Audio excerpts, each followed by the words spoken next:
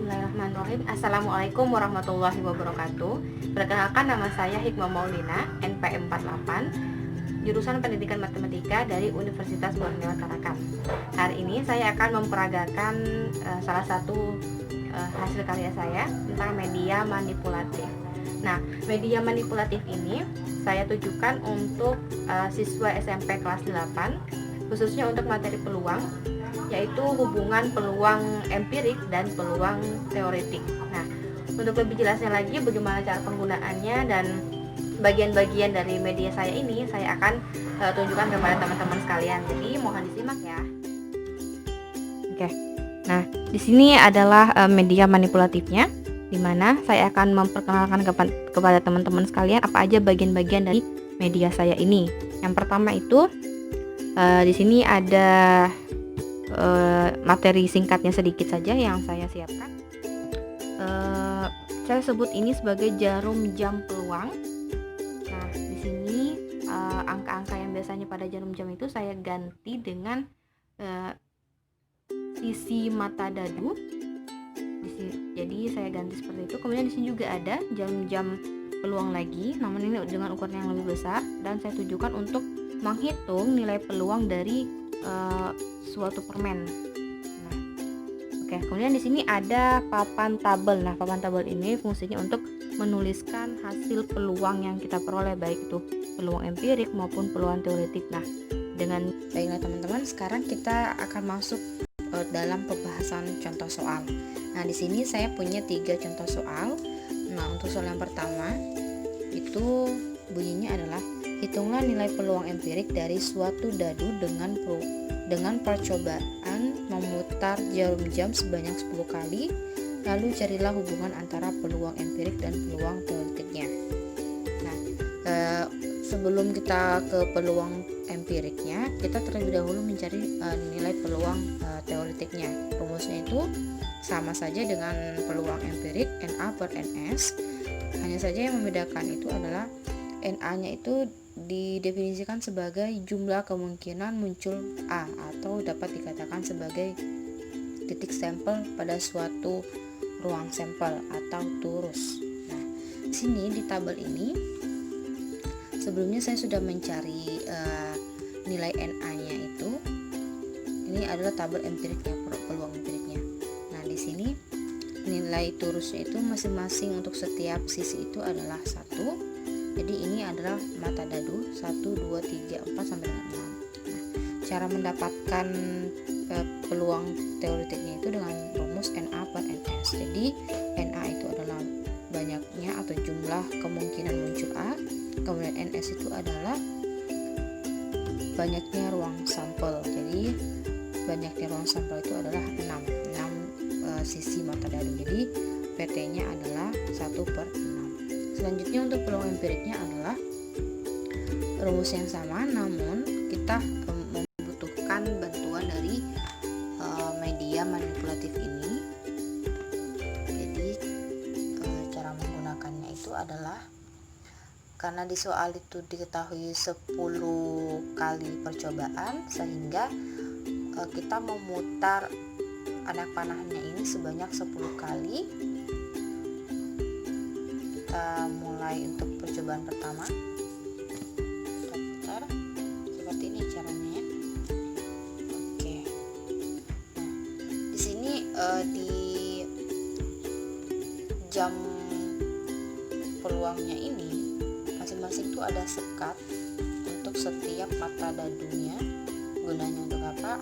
Untuk kita mengetahui daerah masing-masing dari sisi mata dadu ini, sehingga ketika kita putar anak panahnya ini tidak akan membuat kita bingung gitu untuk menentukan yang mana jarumnya itu menunjuk. Oke, jadi caranya seperti ini ya teman-teman ya.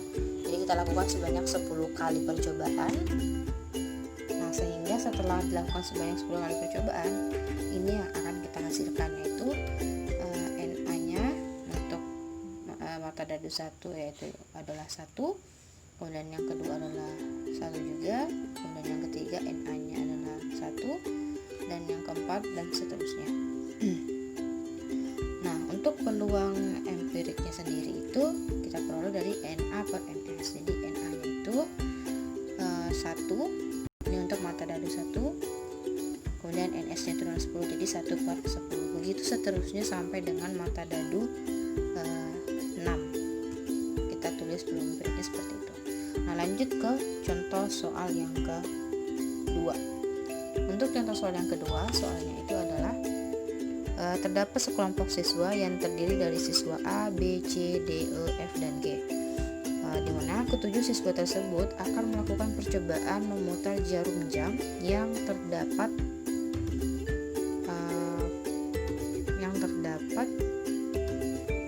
permen di atasnya dengan beraneka rasa dan warna.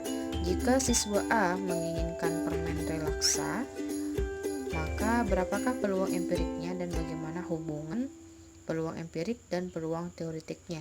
Dan percobaan ini dilakukan sebanyak 10 kali. Oke. Nah, untuk mengerjakan soal yang kedua ini kita menggunakan media manipulatif yang berukuran lebih besar dari sebelumnya tadi. Caranya sama, yaitu kita di sini ada anak panahnya. Hanya saja yang membedakan di sini kita menggunakan permen sebagai pengganti dadunya. Jadi anak panahnya ini kita putar sebanyak 10 kali percobaan untuk memperoleh peluang empiriknya. Seperti ini.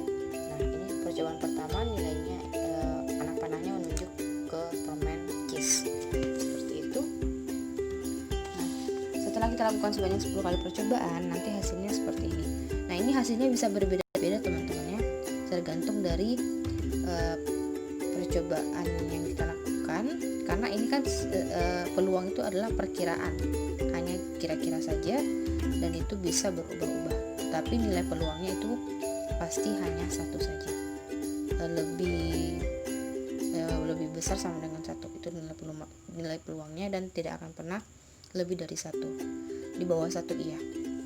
Nah, selanjutnya setelah dilakukan sebanyak 10 kali percobaan itu ternyata diperoleh peluang empirik untuk permen relaksa itu sebesar 1 per 10.